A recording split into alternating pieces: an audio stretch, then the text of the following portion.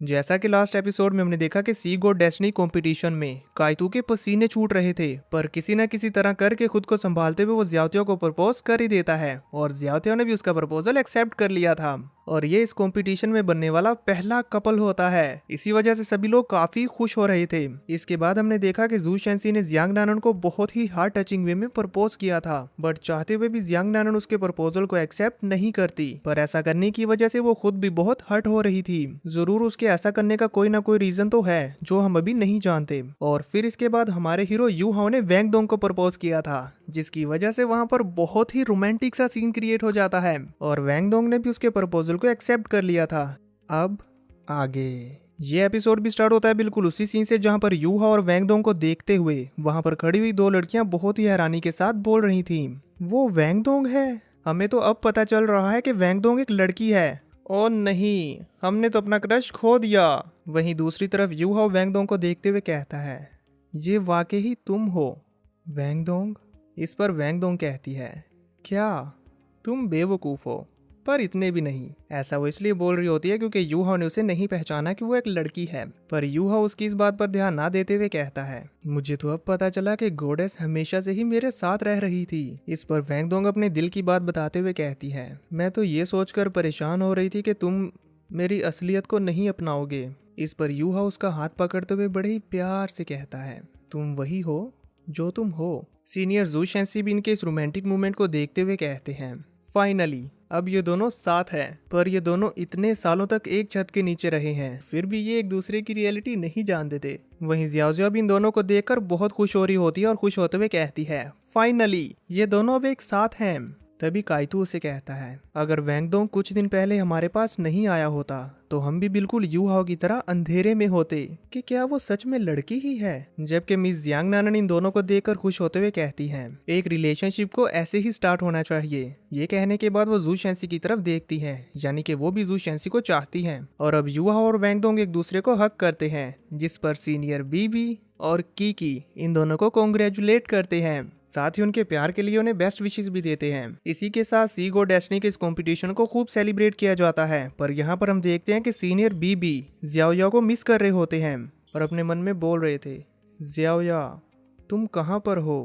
Scene cut होता है और दूसरी तरफ हमें दिखाया जाता है श्रेक एकेडमी के मास्टर्स का सीन, जहां पर मास्टर यान मास्टर जुआन से पूछते हैं, क्या हमें अभी यू हाओ से उसकी सोल स्पिरिट के बारे में पूछना चाहिए। जिस पर मास्टर जुआन नाम में सर हिलाते हुए कहते हैं, वो दोनों अभी अभी कपल बने हैं, उन्हें इस मूवमेंट को एंजॉय करने दो। हम कल सुबह सी गोड पवेलियन में एक मीटिंग करेंगे जिसमें इसके बारे में जानेंगे। व्यू चेंज होता है और हमें दिखाया जाता है कि यू हाओ वैंग दोंग के साथ एक बोट पर लेक में आया होता है, जहां वो दोनों अपना क्वालिटी टाइम स्पेंड कर रहे होते हैं।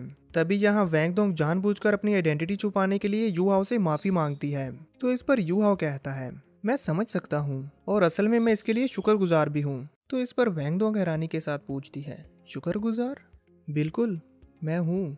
तुम बहुत खूबसूरत हो और अगर तुम एकेडमी में एज अ गर्ल इंटर होती तो फिर तो मुझे तुम्हें हासिल करने का कोई चांस ही नहीं मिलता और ऑलरेडी बहुत सारे लड़के तुम्हारे पीछे पड़े होते। और फिर इसके बाद सी गोड पवेलियन जाते हुए रास्ते में यू हाओ वैंग दोंग से एक बार फिर पूछता है, वैंग दोंग क्या तुमने वाकई ही मुझे हाँ कहा है? यू हाओ को तो अभी भी यकीन नहीं हो रहा था। उसकी इस बात पर वैंग दोंग कहती है, तुम बेवकूफ।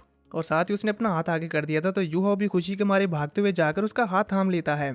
ये देखकर वैंग दोंग काफी खुश हो गई थी। साथ ही यू हाओ कहता है, कहीं मैं कोई सपना तो नहीं देख रहा। तो वैंग दोंग उससे कहती है, क्या तुम अभी तक मेरी फीलिंग्स को नहीं समझे? उसकी इस बात पर यू हाओ याद करता है कि कैसे हर मोमेंट पे वैंग दोंग ने उसका साथ दिया है, इवन अपनी जान को खतरे में डालकर उसकी जान को बचाया है। ये सब सोचते हुए यू हाओ वैंग दोंग का शुक्रिया अदा करता है और कहता है कि आज से मैं तुम्हें प्रोटेक्ट करूंगा। इन दोनों के इन प्यार भरे लम्हों को गोड रियल में टैंग शैंग और जियाओ भी देख रहे होते हैं और वो दोनों ही इनके इस रिलेशन से खुश होते हैं। यू हाओ और वैंग दोंग वाटरफॉल के पास बैठकर अपना टाइम स्पेंड कर रहे थे। तभी अचानक से यू हाओ को कुछ याद आता है और वो वैंग दोंग से पूछता है, वैंग दोंग क्या सच में तुम्हारी कोई बड़ी बहन नहीं है? कल जब मैं एकेडमी वापस आ रहा था तो मैंने एक लड़की को देखा जो बिल्कुल तुम्हारे जैसी दिख रही थी और उसका नेम वैंग क्यूअर है। जिस पर वैंग दोंग भी चौंकते हुए कहती है, बिल्कुल मेरे जैसी? ये कैसे हो सकता है? मेरी कोई बड़ी बहन नहीं है। उसकी ये बात सुनकर तो यू हाओ भी कंफ्यूज हो जाता है। तभी वैंग दोंग अपने पास से एक ब्लैक कलर की पोटली निकालते हुए यू हाओ को देती है।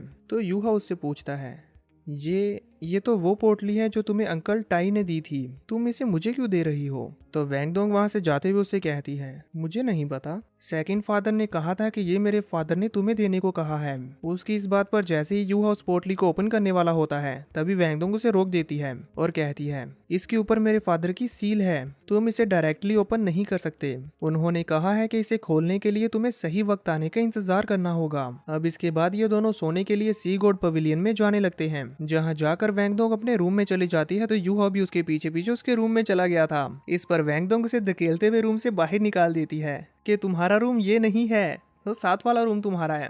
गुड नाइट, अभी मुझे सोने जाना है, तुम भी जाकर सो जाओ। असल में दोस्तों यूहा भूल गया था, पहले ये दोनों एक साथ एक रूम में सोते थे ना, इसी वजह से वो गलती से उसके साथ ही चला गया। इसीलिए वो कहता भी है, मैं अभी भी वैंगडोंग की न्यू आइडेंटिटी का यूज टू नहीं हुआ। और फिर वो भी सोने चला जाता है। इसके बाद सीन कट होता और हमें दिखाया जाता है नेक्स्ट डे मॉर्निंग का सीन, जहाँ सी गॉड पवेलियन में सोने की वजह से यूहा काफी देर तक सोया रह जाता है। इसीलिए वो फौरन उठता है और जल्दी से जाकर कल्टीवेशन करने के लिए बैठ जाता है। और कल्टीवेशन करते करते सोच रहा होता है कि जैसे ही मैं अपनी कल्टीवेशन कंप्लीट कर लूंगा तो फिर मैं जाकर वैंगडोंग को ढूंढूंगा। कि इतने में ही उसे एहसास होता है कि कोई वहां पर आया है। और जैसे ही वो अपनी आंखें खोलकर देखता है तो उसके सामने मास्टर यान आए हुए थे, जो उससे कहते हैं, यूहाओ मेरे साथ चलो, सी गॉड पवेलियन में सभी मास्टर तुम्हारा इंतजार कर रहे हैं। जिस पर यूहाओ हैरानी के साथ खड़ा होते हुए कहता है, मेरा इंतजार कर रहे हैं? मास्टर यान उसे बताते हैं, मास्टर जुआन ने स्पेशली तुम्हें बुलाया है और उन्होंने सी गॉड पवेलियन में तुम्हारे लिए मीटिंग भी रखी है। वो सोल स्पिरिट जो कल तुमने सी गॉड डेस्टिनी कंपटीशन में दिखाई थी, उसके बारे में जानने के लिए सभी मास्टर्स बहुत क्यूरियस हैं।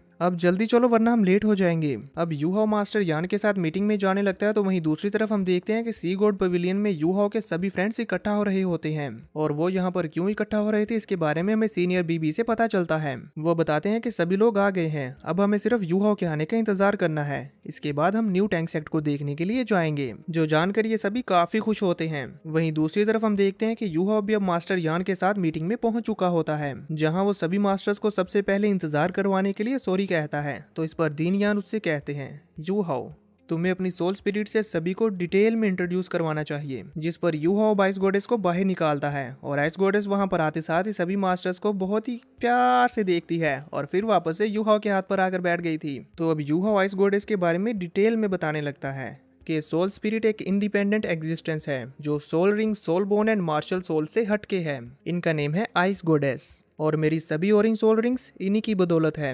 इनके ओरिजिन के बारे में बात करने के लिए मुझे आपको सब कुछ शुरुआत से बताना होगा, क्योंकि इसमें मेरे अपने भी कुछ सीक्रेट्स शामिल हैं जिनके बारे में इवन मास्टर मू भी पूरी कहानी नहीं जानते थे। यूहाओ की ये बात सुनकर तो सभी के सभी मास्टर्स बहुत ज्यादा शॉक हो गए थे कि मास्टर मू इसके बारे में कैसे नहीं जानते थे। वहीं यूहा अपनी स्टोरी कंटिन्यू करते हुए बताता है, मेरे स्पिरिचुअल सी के अंदर मेरे एक और टीचर थे जिनका नाम था गॉड एलेक्स। और फिर ऐसे ही यूहा अपनी सारी की सारी कहानी उन्हें बताता है, जिसे वो सभी लोग बहुत ही गौर से सुन रहे होते हैं। और फिर लास्ट में यूहा उन्हें बताता है कि कैसे उन्होंने अपनी आखिरी बची हुई कॉन्शियसनेस को सैक्रिफाइस करते हुए आइस गॉडेस को बचाया और उन्हीं की वजह से आइस गॉडेस डिस्ट्रॉय होने से बच पाई और फिर उन्होंने एक सोल स्पिरिट की फॉर्म में जन्म लिया। ये सब कुछ पॉसिबल हो पाया मेरे टीचर गॉड एलेक्स की वजह से। जिस पर स्नो गॉडेस भी कहती है, इसने बिल्कुल सही कहा। यूहाओ की यह सारी स्टोरी सुनकर मास्टर जुआन कहते हैं, मैंने अपनी 100 साल की जिंदगी में ऐसे फंटेस्टिकल इवेंट्स को कभी एक्सपीरियंस नहीं किया, चाहे ये किसी दूसरे रियल्म के पावरफुल मेज की स्पिरिचुअल कॉन्शियसनेस हो या आइस गॉडेस का बर्थ। ये किसी नॉर्मल सोल मास्टर की तो समझ से बिल्कुल ही बाहर है। तो इस पर मास्टर जिन कहती हैं, 10,000 साल पहले टैंक सेक्ट के इंसिस्टर्स ने दोलुआ कॉन्टिनेंट में एक न्यू एरा की शुरुआत की थी। यूहाओ मैं ये देख सकती हूँ कि तुम और तुम्हारे टीचर अब दोलुआ कॉन्टिनेंट में एक और न्यू एरा की शुरुआत करोगे, एक ऐसा एरा जिसमें सोल स्पिरिट्स होंगी। तो इस पर मास्टर जुआन यूहाओ से कहते हैं, यूहाओ तुम्हें बहुत केयरफुल रहना होगा। अगर सोल स्पिरिट की एग्जिस्टेंस के बारे में न्यूज फैल गई तो फिर सभी सोल मास्टर्स इसे हासिल करने के लिए तुम्हें टारगेट करेंगे। इस पर यूहाओ उनसे कहता है, एल्डर्स मैं soul spirit sealing contract spell को अकेडमी को डोनेट करना चाहता हूँ। इस पर सभी मास्टर सोच में पड़ गए थे और आपस में बातें करने लगते हैं। मास्टर जुआन यूहाओ से कहते हैं, यूहाओ तुम्हें एक बार फिर इसके बारे में सोचना चाहिए। सोल स्पिरिट्स क्रिएट करने का ये मेथड अनमोल है और इसकी वैल्यू का अंदाजा भी नहीं लगाया जा सकता। तो इस पर यूहाओ उनसे कहता है, आज मैं जो कुछ भी हूँ अकेडमी की वजह से ही हूँ। बिना अकेडमी की कल्टीवेशन और टीचिंग्स के आज मैं जहाँ पर हूँ नहीं होता। इसके अलावा सभी बींग्स को नेक्रोमेंसी के यूज से फायदा पहुंचाना, यही मेरे मास्टर इलेक्ट्रोएलेक्स की आखिरी विश थी। मुझे उम्मीद है कि एकेडमी मेरे मास्टर की आखिरी विश को फुलफिल करने में मेरी हेल्प करेगी और शायद एक दिन हम ह्यूमन और बीस्ट के दरमियान की ये फाइट खत्म करवा सकें, जिससे आखिरकार इस दुनिया में वाकई पीस कायम होगा। यूहाओ की सोच पर हम देखते हैं कि मास्टर ज़ुआन खुश होते हुए खड़े होकर कहते हैं, सी गॉड पवेलियन और श्रेक एकेडमी के बिहाफ पर मैं तुम्हारी इस गिफ्ट को एक्सेप्ट करता हूँ और अभी से सी गॉड पवेलियन के करंट लॉर्ड के तौर पर मैं तुम्हें नेक्स्ट जनरेशन के लॉर्ड के तौर पर अपॉइंट करता हूँ। जिस पर यूहाओ चौंकते हुए कहता है, मिस्टर ज़ुआन ये कैसे हो सकता है? तो इस पर मास्टर यान उससे कहते हैं, यूहाओ इसे मना मत करना, तुम्हें सी गॉड पवेलियन के नेक्स्ट लॉर्ड के तौर पर तैयार करना मास्टर मू ने अपने गुजरने से पहले ही डिसाइड किया था और हम सभी इस पर एग्री हुए थे।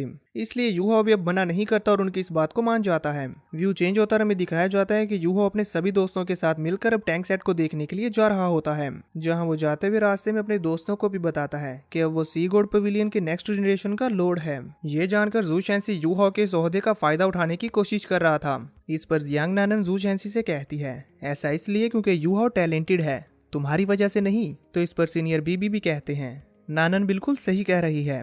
और अब क्योंकि काइतू और यूहाओ वापस आ गए हैं और हम श्रेक 7 मॉन्स्टर्स दोबारा से इकट्ठे हुए हैं, तो अब हम टैंक सेट के फ्यूचर के बारे में डिस्कस कर सकते हैं। साथ ही वो जू शेंसी को मजाक मजाक में एक हल्का सा पंच करते हुए कहते हैं, यूहाओ के नेम को मुसीबत खड़ी करने के लिए यूज मत करना, समझे? तो इस पर जू शेंसी उसके पास आते हुए कहता है, मैं बस मजाक कर रहा था। और वैसे भी यूहाओ के वापस आने के बाद तो इसे करियर और प्यार दोनों मिल गया है। ये कहते हुए जैसे वो वैंगडोंग की तरफ देखता है तो हम देखते हैं कि वैंगडोंग बेचारी तो शर्म के मारे लाल पीली हो रही थी और जू शेंसी को इस तरह से यूहाओ और वैंगडोंग को छेड़ता हुआ देखकर जियाओजिया और काइतू तो बहुत जोर जोर से हंस रहे होते हैं। इसके बाद फिर वो ऐसे ही हंसते खेलते टैंक सेक्ट पहुंच जाते हैं, जहां पर पहुंचकर वैंगडोंग आगे बढ़ते हुए कहती है, हम टैंक सेक्ट पहुंच गए। उन सभी को आता हुआ देखकर मिस नान भी भागकर यूहाओ के पास आती है और वो यहाँ यूहाओ को मास्टर बुला रही थी। मिस नान को देखते ही वैंगडोंग भागकर जाकर उससे मिलने लगी थी, जिस पर नान उससे कहती है, सिस्टर इन लॉ। तो इस पर वैंगडोंग भी उससे कहती है, नान अब क्या तुम भी मुझे चिढ़ाओगी? तभी यूहाओ उसके पास आता और कहता है, नान अब क्योंकि तुम भी हम में से ही एक हो तो तुम हमें डायरेक्टली हमारे नेम से बुलाया करो। जिस पर नान उसे ग्रीट करते हुए कहती है, मैं आपके मुझ पर किए हुए एहसान को कभी नहीं भूलूंगी। आपने ना सिर्फ मेरे पेरेंट्स की स्पिरिट्स को आज़ाद करवाया है बल्कि मुझे भी एक नई जिंदगी दी है। इसके लिए मैं हमेशा आपकी शुक्रगुजार रहूंगी। मैं आपकी और टैंक सेट की काइंडनेस को अपनी पूरी जिंदगी रीपे करूंगी। और ये कहते हुए वो यूहाओ के सामने झुक भी रही थी तो यूहाओ उसे उठाते हुए कहता है, तुम टैंक सेट की मेंबर हो और हमारी फ्रेंड भी, ऐसा मत करो। मुझे उम्मीद है कि अब तुम अपने पास्ट और पेन को भूलकर ट्रू हैप्पीनेस ढूंढोगी। इस पर हम देखते हैं कि सभी श्रेक मॉन्स्टर्स भी मिस नान का साथ देते हैं और फिर इसके बाद मिस नान सभी को बाय बोलकर वहां से मटेरियल्स को चेक करने के लिए चली गई थी। वहीं अब यूहाओ टैंक सेट के एंट्रेंस को देख रहा होता है। तभी वैंगडोंग यूहाओ से कहती है, मिस्टर मू को टैंक सेट से बहुत उम्मीदें थी। इस पर यूहाओ भी मास्टर मू को याद करता है। तभी वैंगडोंग उससे और कहती है, इन 2.5 सालों में तुमने और सेकंड सीनियर ब्रदर ने रियो रॉयल एकेडमी में बहुत हार्ड वर्क किया है और इस टाइम पीरियड के दौरान हमने भी काफी मेहनत की है और अब हमारे लिए टैंक सेट के लिए हमारी अपनी जगह है। इसके बाद हम देखते हैं कि ये सभी लोग टैंक सेट की बिल्डिंग की तरफ आगे बढ़ने लगते हैं, जहां पर सीनियर बीबी इन सभी को बताते हैं, हम सभी टैंक सेट हैं जो इस एक्स्ट्रा ऑर्डिनरी एरा में पैदा हुए हैं। Yuhao, काइतू, welcome home. इसी के साथ हम देखते हैं कि टैंक सेट के सभी गेट्स ओपन हो जाते हैं और फिर हम सभी को टैंक सेट की एक लुक दिखाई जाती है, जिसे देखते हुए यूहाओ अपने मन में सोच रहा होता है, मिस जियाओया, अगर आप यहाँ पर होती तो ये कितना अच्छा होता। मैं सीनियर बीबी के दिल के दर्द को समझ सकता हूँ। वो आपको टैंक सेट दिखाना चाहते हैं। आप कब वापिस आएंगी? और यहाँ पर हम देखते हैं कि यूहाओ जो भी बोल रहा था वो बिल्कुल सही होता है, क्योंकि सीनियर बीबी जियाओया को बहुत मिस कर रहे होते हैं। अब इसके बाद वो सभी लोग टैंक सेट के अंदर चले जाते हैं, जहां पर जाते हुए सीनियर बीबी उन्हें बताते हैं, फिलहाल टैंक सेट 2 हिस्सों में डिवाइडेड है, जिसमें से पहला है इनर कोर्टयार्ड और दूसरा outer courtyard. Inner courtyard clan management, soul guiding, tool production वगैरह के लिए है, जबकि आउटर कोर्टयार्ड एक्सटर्नल अफेयर्स और कॉम्बैट्स को संभालता है। और अब टैंक सेट की future development definitely soul guiding tools के अराउंड है। यूहाओ और काइतू, अब इसकी सारी रिस्पॉन्सिबिलिटीज तुम दोनों के शोल्डर्स पर हैं, जिस पर वो दोनों ही हाँ करते हैं। तभी जू शेंसी बताता है, thanks to first senior brother, मैं इस वक्त आउटर कोर्टयार्ड का इंचार्ज हूँ और हमने एकेडमी के साथ टैलेंटेड स्टूडेंट ट्रांसफर का एग्रीमेंट भी कर लिया है। अब इसके बाद यूहाओ वैंगडोंग से पूछता है कि टैंक्स एक्ट में तुम्हारा क्या रोल है। वैंगडोंग बताने ही वाली थी कि तभी जियाओ जियाओ कहती है, वैंगडोंग अमेजिंग है, वो अभी 61 लेवल पर सोल एम्परर है और कॉम्बैट टीम को सिखाती है। उसकी इस बात पर यूहाओ कहता है, सोल एम्परर? लेकिन सी गॉड डेस्टिनी में तो तुम्हारे पास 5 सोल रिंग्स थी। इस पर वैंगडोंग उसे हल्का सा मारते हुए कहती है, वो इसलिए क्योंकि मुझे डर था कि तुम मुझे पहचानोगे नहीं और हाउटियान सेक्ट के टैंक सेक्ट के साथ डीप ताल्लुकात हैं। चाहे कुछ भी हो जाए, मुझे टैंक सेट को रिवाइव करने के लिए सभी के साथ मिलकर काम करना है। अब ऐसे ही बातें करते करते वो टैंक सेट के मेन हॉल में आ चुके होते हैं, जहां पर जियांग नानन यूहाओ को बताती है जियाओ जियाओ और मैं ट्रेड मैटर्स को संभाल रहे हैं और वैंगडोंग भी इसमें हमारी बहुत मदद कर रही है और ये मुझे बिजनेस के बारे में भी काफी कुछ सिखा रही है। और वो ये भी बताती है कि यूहाओ ने हमें जो वेपन्स के प्रिंट्स सेंड किए थे उनसे हम सिर्फ क्रॉसबो कैनन और सोल गाइडिंग कैनन बॉल्स बना रहे हैं और इनकी ट्रेडिंग हम अकेडमी और श्रेक सिटी के साथ कर रहे हैं। सीनियर काइतून क्रॉसबो कैनन्स को देखते हुए कहते हैं, इन क्रॉसबो कैनन्स की power 5th level loaded soul guiding cannon balls के बराबर है, लेकिन ये मल्टीपल शॉट्स फायर कर सकती है, वो भी बहुत कम स्पिरिचुअल पावर के साथ। एक बार जब हमने इनकी ओपन सेल्स शुरू की तो फिर इसे बहुत सारे फैक्शंस परचेज करने के लिए पागल हो जाएंगे। तभी सीनियर बीबी उन सभी से कहते हैं, और मेरे पास एक और न्यूज भी है जिसे मैं तुम सभी के साथ डिस्कस करना चाहता था। हाल ही में अननोन फोर्सेस श्रेक सिटी के इर्द गिर्द तहकीकात कर रही हैं और सेम ऐसा ही बाकी तीनों एम्पायर्स में भी हो रहा है। मुझे लगता है कि जरूर इसके पीछे रियो एम्पायर हो सकता है, जरूर वही कुछ न कुछ करने की तैयारी कर रहे हैं। तो इस पर सीनियर काइतू कहते हैं, उनकी हिम्मत इतनी बढ़ चुकी है कि उन्होंने यूहाओ को मारने के लिए असैसिन्स भेजे थे। इसी से पता लगता है कि वो लोग हम श्रेक्स से कितना डरते हैं। तो इस पर यूहाओ कहता है, तो इसका मतलब ये है कि ये टैंक सेट के लिए अपनी फुल स्ट्रेंथ शो करने का बेस्ट टाइम नहीं है। जिस पर सीनियर बीबी कहते हैं, हमें अपनी शार्पनेस को छुपाना चाहिए और ज्यादा से ज्यादा रिसोर्सेज इकट्ठा करना चाहिए ताकि हम अंदर ही अंदर अपने टैंक सेट को बहुत ज्यादा डेवलप कर लें और नेक्स्ट स्टेज पर ले जाएं। और जैसे जैसे टैंक सेट की स्ट्रेंथ कंटिन्यूसली बढ़ती जाएगी, एक दिन ऐसा आएगा कि हम एक शानदार इम्पैक्ट डालेंगे, तब कोई भी हमारा सामना करने वाला नहीं होगा। जिस पर हम देखते हैं कि सीनियर बीबी की बात पर सभी लोग एग्री करते हैं। इसी के साथ व्यू चेंज होता और हम देखते हैं वैंगडोंग को, जो कि यूहाओ के आने का इंतजार कर रही थी। तभी हम देखते हैं कि यूहाओ भी वहां पर दौड़ते दौड़ते आता और कहता है, वैंगडोंग सॉरी मैं थोड़ा लेट हो गया, मैं फर्स्ट सीनियर ब्रदर के साथ टैंक सेट की डेवलपमेंट के बारे में डिस्कस कर रहा था। वैसे वैंगडोंग तुम कहाँ जा रही हो? तो इस पर वैंगडोंग उसे बताती है, वैंक्यूवर, जिसके बारे में तुमने मुझे बताया था कि वो बिल्कुल मेरे जैसी दिखती है। मैंने इसके बारे में मिस जाओ से पूछा, वो दरअसल इनर अकेडमी में ज्वाइन हुई है। चलो हम चलकर उसे देख के आते हैं और जानते हैं कि उसका बैकग्राउंड क्या है। ये कहते हुए वैंगडोंग यूहाओ का हाथ पकड़ के उसे अपने साथ भगाते हुए ले जाती है। वहीं दूसरी तरफ हम देखते हैं वैंक्यूवर को। वो जब चलती हुई जा रही थी तो उसकी खूबसूरती को देखकर वहां पर मौजूद सभी स्टूडेंट्स उसकी खूबसूरती के बारे में बात कर रहे थे।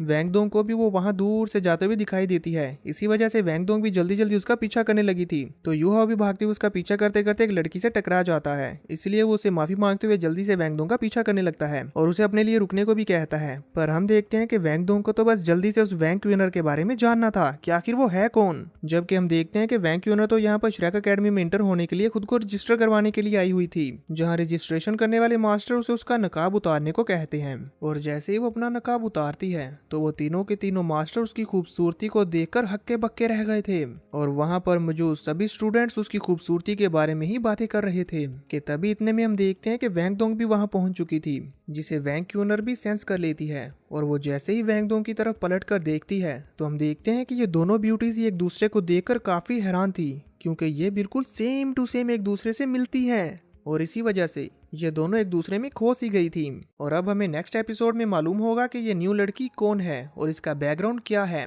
अगर आप में से कोई दोस्त इसके बारे में जानता है तो मुझे नीचे कमेंट करके जरूर बताएं।